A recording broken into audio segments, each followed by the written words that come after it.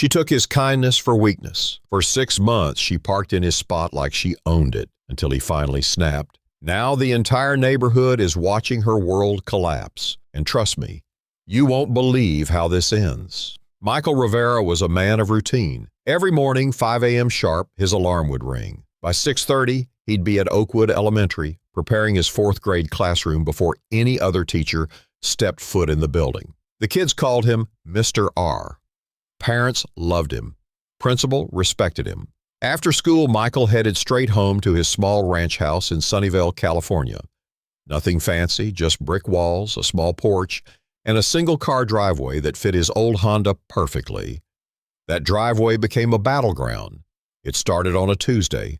Michael pulled up after school to find a sleek black BMW sitting in his driveway. Weird, but not worth getting upset about. He parked on the street and waited. 20 minutes later, a woman emerged from the house next door. Victoria Maxwell, mid-40s, designer everything, new to the neighborhood. "Oh, is this your spot?" she asked, not really asking. "I had a delivery coming. Hope you don't mind." She flashed a smile that didn't reach her eyes. Michael nodded. Once wasn't a problem. But then it happened again, 3 days later. "Just for a minute," Victoria called out, waving her manicured hand dismissively. By the 3rd time, Michael felt his patience wearing thin. "Victoria," he said, stopping her as she climbed into her BMW, "I'd appreciate it if you'd stop parking in my driveway." She looked at him like he'd asked her to donate a kidney. "It's just a driveway, Michael. We're neighbors. Can't we share?" "It's not about sharing. It's my property." Victoria rolled her eyes. "Fine, whatever." But nothing changed. Week after week, Michael would come home to find her car sitting in his spot. Sometimes it was the BMW, sometimes her husband's Audi, sometimes her friends' cars, always without permission, always with some flimsy excuse, always with that same dismissive attitude. Michael tried being reasonable. He left notes, knocked on her door, even called the HOA. "Sir, unless there's property damage, we typically don't get involved in neighborly disputes," the woman on the phone explained. Of course not. Victoria's husband was on the HOA board. Michael felt his blood pressure rise every time he turned onto his street. Would today be a day he could actually park in his own damn driveway? Then came the Friday that changed everything. It had been the week from hell. 3 parent-teacher conferences, a failed classroom project, a migraine that wouldn't quit. All Michael wanted was to collapse on his couch and forget the world existed. Instead, he turned the corner to find not 1 but 2 cars blocking his driveway. Victoria's BMW and a red Mercedes he'd never seen before. Something inside him snapped. Michael parked on the street, pulled out his phone, and took photos. Documentation. Evidence. Then he marched to Victoria's door and knocked. Hard. She answered with a champagne flute in hand, looking annoyed at the interruption.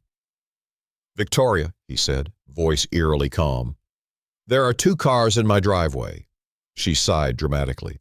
"We're having a little get-together. You weren't home, so I figured, move them, now." Victoria blinked, surprised by his tone. "So, Michael, don't be ridiculous. We're in the middle of—" "I don't care if you're in the middle of dinner with the president. Those cars need to be moved in the next 10 minutes. She laughed, actually laughed in his face. "Or what? You'll report me to the HOA? Good luck with that." Michael just stared at her. 10 minutes. He walked back to his house and waited. 10 minutes passed, then 20, then 30. Victoria was calling his bluff. Big mistake. Michael picked up his phone and dialed a number he'd saved weeks ago, but hoped he'd never have to use. "Reliable towing? I need your services." The truck arrived 15 minutes later. The driver, a burly man named Ray, assessed the situation with practiced eyes. "These vehicles are on your property without permission?" Michael nodded. "Completely unauthorized." "Got proof of residence?" Michael showed him his deed and ID.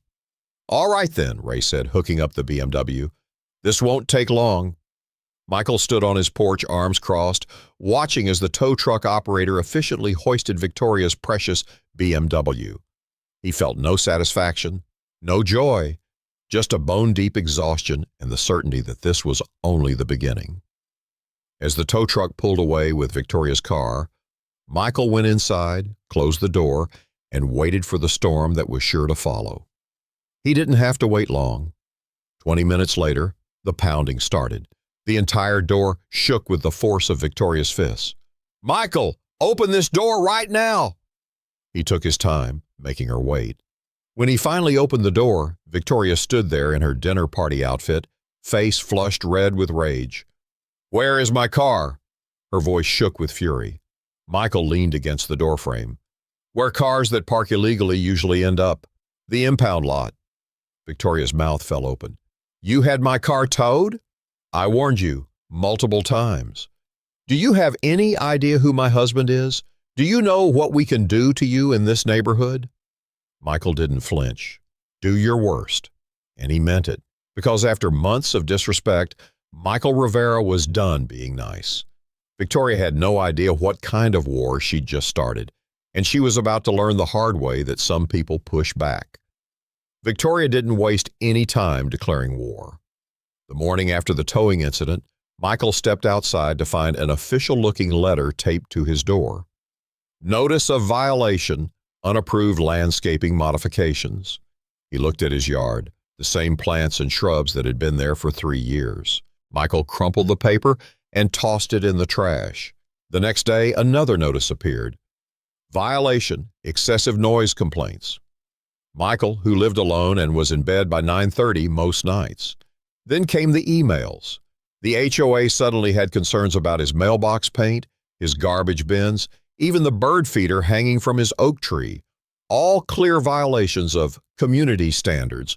All complete nonsense. But Victoria was just warming up. 3 days after the towing, Michael was watering his front yard when a security SUV pulled up, lights flashing. A uniformed officer stepped out, hand resting on his belt. "Sir, we received reports of suspicious activity at this address." Michael turned off the hose. "Suspicious activity?" "Yes, sir. Someone reported a man loitering around this property." Michael stared at the officer. "I live here." From the corner of his eye, he spotted Victoria on her porch, pretending to check her mail while watching the scene unfold. The security officer looked uncomfortable. "Sorry for the confusion, sir." As the SUV drove away, Michael marched straight to Victoria's porch. "Really? Security calls now?"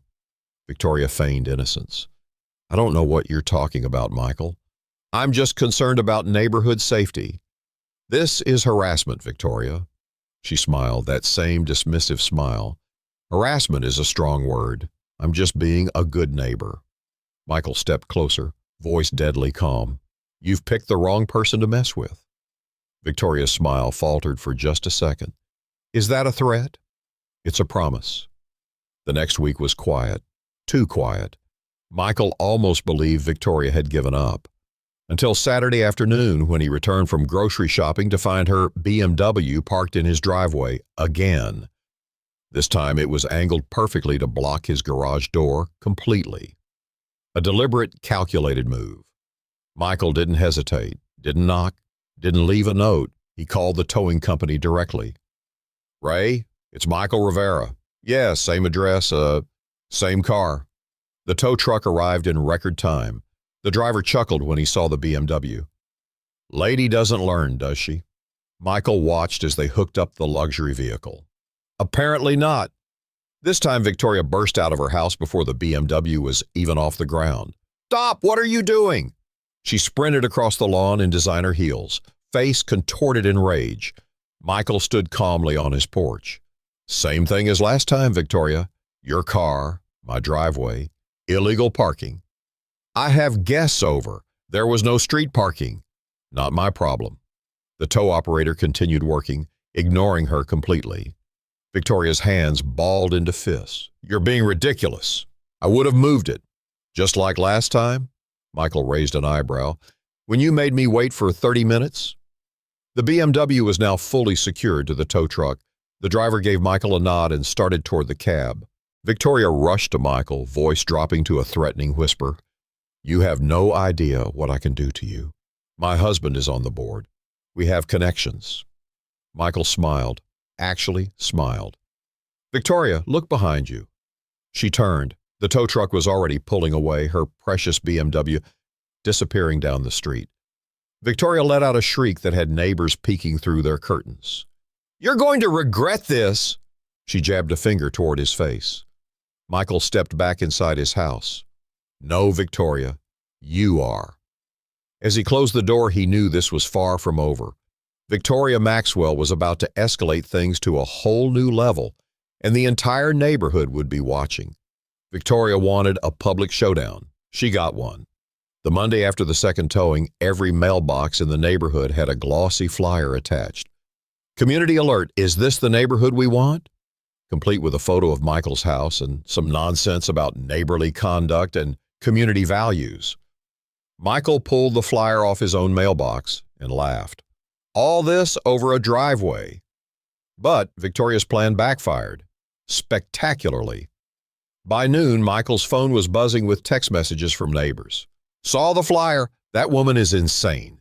She tried to fine me $300 last year for having a basketball hoop. If she parks in your spot again, I'll help pay the tow fee." Victoria had been terrorizing the neighborhood for months. Petty fines, ridiculous complaints, power trips at every HOA meeting, and people were sick of it. The monthly HOA meeting was scheduled for Thursday. Normally, Michael wouldn't be caught dead there. This time, he arrived early, took a seat directly across from Victoria. She refused to look at him. The meeting started with the usual routine: budget updates, landscaping reports, trash collection schedules. Then the board president cleared his throat. "We need to address a complaint that's been filed regarding misuse of private property." Victoria sat up straighter, smug smile forming. "The complaint is against Victoria Maxwell." Her head snapped toward the board. "Excuse me?" The president continued, "We've received multiple reports of harassment, misuse of security services, unauthorized communications using HOA letterhead, and retaliatory actions against residents." Victoria's face drained of color. "This is ridiculous. I'm the one being harassed." An older woman on the board shook her head. "We've reviewed security footage, Victoria. We've seen your car repeatedly parked in Mr. Rivera's driveway despite his request to stop." "You're taking his side?" Victoria looked around the room, searching for allies. She found none. "We're taking the side of the community," the board president said firmly. For the first time, Victoria was speechless, but her final act of desperation was still to come. The next morning, Michael stepped outside to find his garbage cans missing. Not tipped over, not moved. Gone. He spotted them behind Victoria's fence, clearly visible from his side yard. Michael took photos, then walked to her door. Knock, knock, knock. Victoria answered, looking different. No makeup, no smirk, just tired and defeated. Michael held up his phone, showing the photos. "My garbage cans? I don't know what you're talking about," she said flatly. "Victoria, I can literally see them in your yard." She stared at him, silent. Michael stepped closer. "You've lost. The HOA isn't backing you. The neighbors know what you've been doing, and now you're stealing trash cans like a desperate teenager." Victoria's eyes flashed briefly, but she said nothing. "You've spent months trying to make my life miserable," Michael continued. "But now, looks like you're the one who's miserable."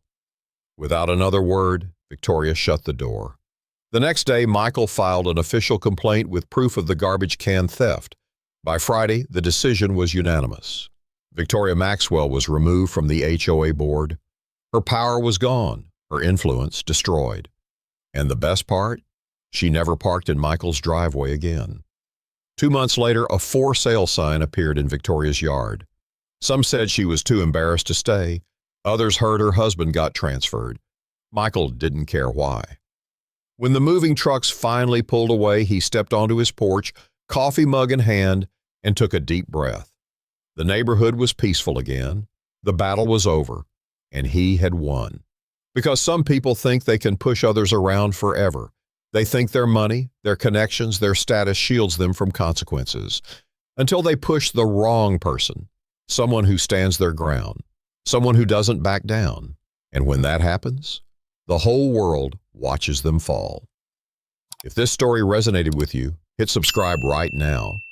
Have you ever stood up to someone who thought they could walk all over you? Drop a comment below and tell us what happened, because sometimes the quietest people fight the hardest battles and win.